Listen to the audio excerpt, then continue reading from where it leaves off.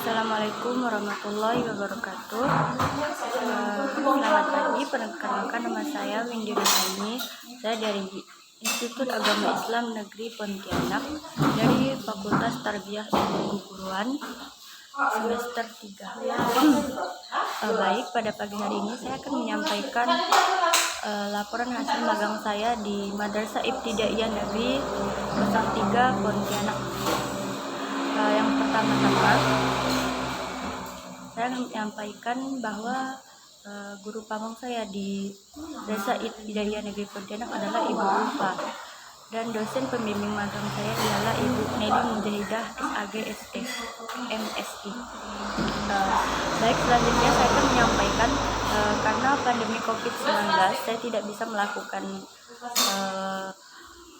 magang 1 secara tatap muka. Saya melakukannya dengan magang 1 dari online ataupun secara virtual. Baik, saya akan membacakan hasil dari laporan magang saya. Adapun tujuan dari program magang saya ialah untuk memenuhi nilai tugas akhir pada mata kuliah magang 1 dan sebagai sarana pengetahuan kepada penulis mengenai lingkungan dan lingkungan profesinya serta pengelolaan sistem pendidikan di sekolah dasar. Adapun manfaat dari program magang 1 ini menambah pemahaman peserta magang tentang keadaan lingkungan sekolah. Mahasiswa memperoleh pengalaman dengan lingkungan sekolah. Mahasiswa lebih mengembangkan daya nalar dan melakukan observasi bahan persiapan guru agar lebih profesional. Adapun metode pengumpulan program magang 1 yaitu saya menggunakan metode online yang digunakan dalam pengumpulan data program magang 1.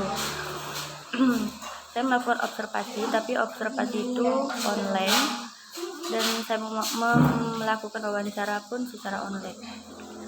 Adapun visi misi M3 Pontianak ialah visinya berprestasi berlandaskan iman dan takwa serta berwawasan lingkungan.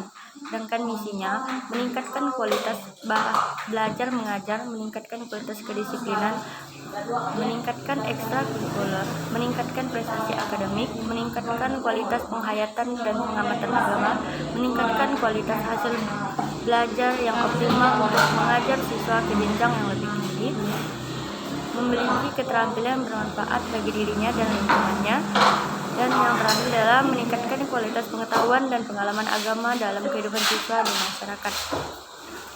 Adapun laporan hasil pengamatan ialah aspek penilaian, pelaksanaan tata tertib sekolah, keadaan siswa, tepat waktu, kerapian pakaian, seragam, potongan rambut, dan lain-lain. Uraian hasil pengamatan, kehadiran siswa sudah 85% tepat waktu, sedangkan 15% siswa terlambat. Siswa yang terlambat akan diberi hukuman, yaitu memberikan lingkungan sekolah seperti menyapu, mengutip sampah, dan lain-lain. Karena dikarenakan ini pandemi COVID-19, jadi guru-guru hanya bisa menilai dari kehadiran siswa secara online atau tepat waktu dalam memasuki pelajaran online. Yang kedua, saya tidak akan membacakan seluruhnya dikarenakan waktu durasinya hanya 7-10 menit. Yang kedua, pengamatan untuk pembangunan kompetensi guru. Nah, yang pertama, kompetensi profesional guru tersedianya RPP, penguasaan bahan ajar, memiliki konsep keilmuan, memiliki kemampuan menggunakan media, dan lain-lain.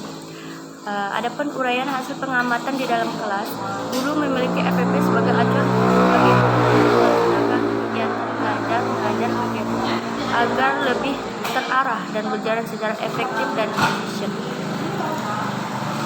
Yang kedua yaitu kompetensi pedagogi guru mengenai siswa dengan baik, menguasai teori-teori kependidikan, melaksanakan beberapa model pendidikan, dan lain-lain.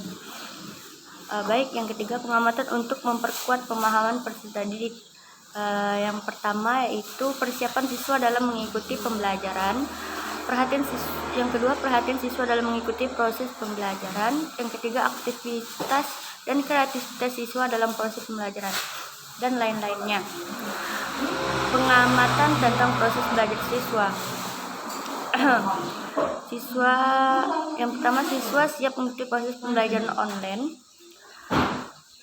Yang kedua, siswa memahami penjelasan materi dari guru. Yang ketiga, siswa mengajukan pertanyaan yang menantang. Yang keempat, siswa memahami hubungan antara materi pembelajaran dan kehidupan sehari-hari, dan seterusnya. Refleksi hasil pengamatan proses pembelajaran.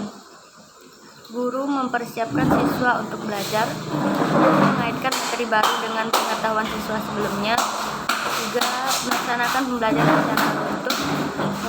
pembelajaran secara konseptual.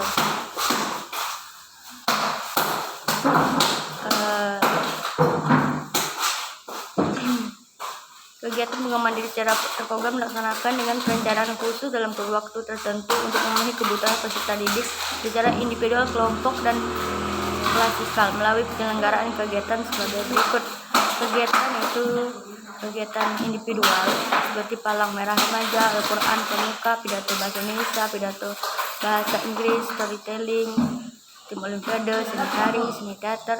Karena ini musim Covid, jadi kegiatan ini terhenti, mungkin hanya dilakukan secara daring. Kegiatan pengembangan diri secara tidak program dapat dilaksanakan sebagai berikut. Contohnya seperti rutin, yaitu kegiatan yang dilakukan terjadwal, upacara bendera, senam pagi. Karena kan Covid juga, kegiatan ini terhenti dikarenakan para siswa hanya melakukan kegiatan di rumah. Jadi mungkin yang akan dilakukan hanya belajar biasa seperti biasa melalui daring. Jenis-jenis pengembangan diri yang ditetapkan di Min 3 Pontianak adalah sebagai berikut. Bimbingan konseling BK mungkin melalui daring atau online. Kegiatan ekstrakurikuler ditiadakan karena COVID-19 tersebut, dan kegiatan yang berbentuk tatap muka lainnya ditiadakan. Baik, hanya itu yang dapat saya sampaikan. Wassalamualaikum warahmatullahi wabarakatuh.